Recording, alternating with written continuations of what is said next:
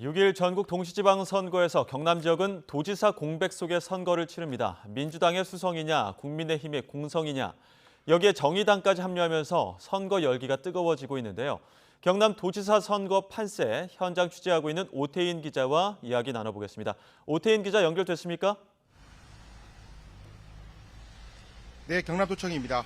네, 오 기자, 지난 지방선거에서는 민주당이 선전했었는데 최근의 지역 분위기는 어떻습니까? 네, 먼저 2018년에 치러진 7대 지방선거 이야기를 안 할 수 없는데요.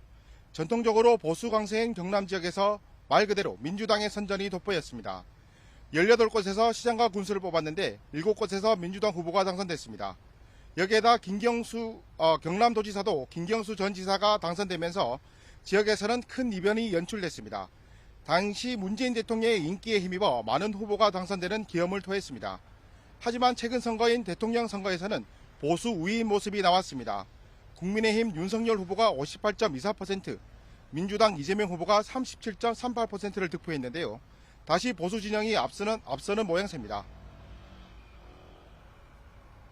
네, 오 기자 말한 것처럼 보수가 우위인 상황인데 지금 경남은 도지사 공백 속의 선거가 치러지지 않습니까?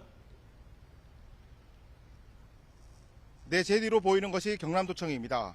도청 가운데서도 화면 왼쪽에 보이는 2층이 경남도지사 집무실인데요. 10개월째 방은 비어 있습니다. 드루킹 댓글 조작 사건으로 김경수 지사가 실형을 선고받으면서 중도 사퇴했기 때문입니다. 이런 상황에서 민주당과 국민의힘, 정의당까지 후보를 내놨습니다. 민주당은 양문석 후보, 국민의힘은 박한수 후보, 정의당은 여영국 후보를 내세웠는데요. 오늘부터 본격적인 유세에 들어가면서 각 후보는 출정식을 하고 바쁜 일정을 보내고 있습니다. 네, 후보들 면면도 살펴보겠습니다. 어떤 인물들이 출사표를 던졌습니까?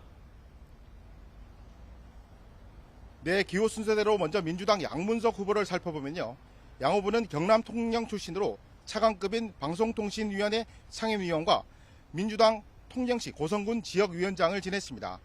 현상을 바라보는 치밀한 분석력을 강점으로 내세웠습니다. 많은 토론의 발제를 해오면서 현상을 바라보는 데 있어서 치밀한 분석력이 있다고 생각합니다. 그리고 그 문제를 들고 상대방을 설득시킬 수 있는 설득력이 있고 그리고 그걸 추진할 수 있는 강한 돌파력이 있다고 저는 생각합니다.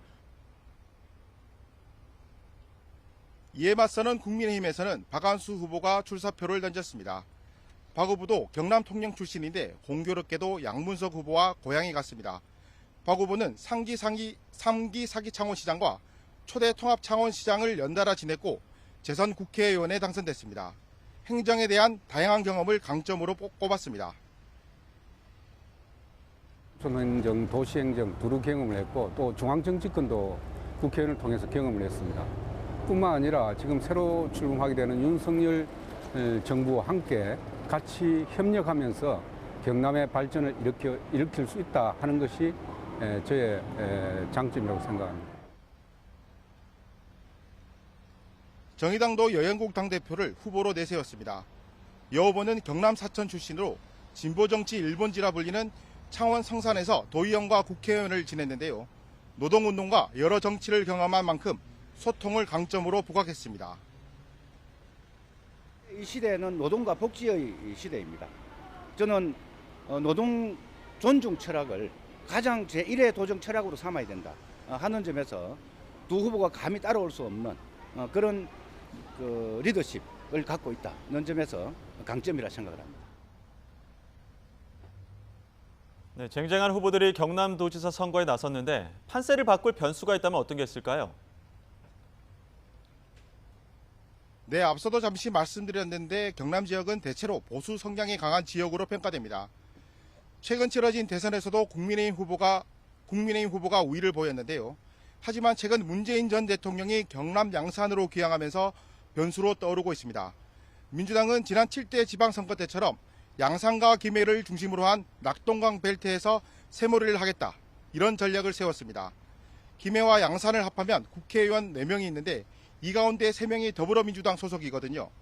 경남에서는 비교적 인구도 많은 지역이라 여기에서 많은 득표를 해 승리를 잡겠다는 계산입니다.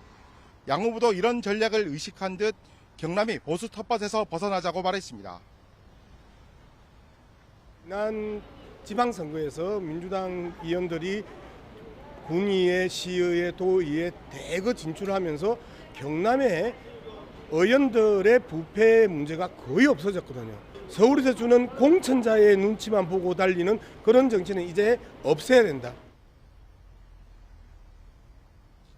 상대적으로 유리한 입장인 국민의힘 박한수 후보는 몸을 낮추는 모습입니다. 겸손한 마음으로 선거에 임하겠다는 건데요. 코로나 문제로 어렵고 또 지역 경제가 힘들기 때문에 그 어려운 도민들에게 정말 겸손한 마음으로 다가가서 도민들 마음을 얻기 위해서 열심히 노력하고 그분들 이야기를 듣고 정의당 여영국 후보는 양당 정치 구도를 비판했습니다. 거대 양당의 그늘에서 벗어나 다양한 목소리를 반영하겠다고 밝혔습니다. 민주주의를 통해서 우리 양당이 대변하지 않는 다양한 우리 도민들의 목소리를 반영하는 그런 다당제 정치를 실현하기 위해서 이번에 도지사에 출마했습니다. 선거가 2주째 남지 않으면서 각 후보의 신경전도 치열해지고 있습니다. 네, 무엇보다 경남 도민들의 민심을 잡는 게 중요할 텐데 경남 유권자들은 이번 선거 어떻게 바라보고 있습니까? 네, 1990년 민선 1기가 출범한 이후 경남에서는 모두 5명이 경남 도지사로 선출됐습니다. 이 가운데 임기를 끝까지 마친 도지사는 단 1명입니다. 3명은 대통령 선거 출마를 이유로 중도 사퇴했고 1명은 수감되면서 임기를 채우지 못했는데요.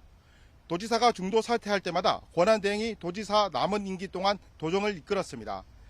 지금까지 7번 권한대행이 도지사를 대신했는데 아무래도 도지사가 없다 보니 도민들의 우려가 컸는데요. 이런 우려로 많은 도민들이 도지사가 임기를 채우기를 희망했습니다. 개인의 욕심보다는 경남도지사에 당선됐으니 경남 발전을 위해 끝까지 해달라는 주문이 많았습니다. 오늘부터 유세가 시작되면서 전국 동시 지방선거가 본격적으로 돌입했습니다. 누가 경남도지사로 당선될지 경남도민들의 관심도 쏠리고 있습니다. 네, 지금까지 오태인 기자와 함께 경남 지역 판세 살펴봤습니다. 오늘 말씀 고맙습니다.